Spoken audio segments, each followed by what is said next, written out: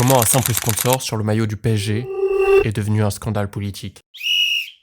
Et si le PSG portait un sponsor taché de sang sur son maillot? Depuis 2019, le logo Visit Rwanda s'affiche sur les maillots du PSG.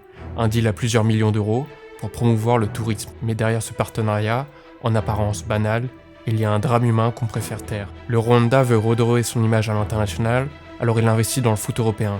Arsenal, le Bayern et surtout le PSG.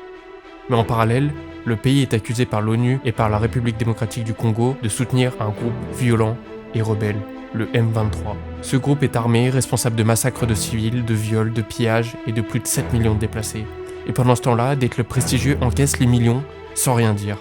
Une pétition demande au PSG de rompre ses contrats, des députés congolais parlent de complicité morale, des ministres français interpellent les clubs, mais Paris reste silencieux, pas un mot, pas un geste, et pourtant, quand un maillot devient la vitrine d'un régime accusé de crimes de guerre, ce n'est plus juste du sponsoring, c'est de la diplomatie par le sport. On nous répète que le sport doit rester apolitique, mais quand le foot finance même indirectement des régimes autoritaires, quand les clubs deviennent les ambassadeurs d'un pouvoir accusé de semer la mort, le silence devient un choix.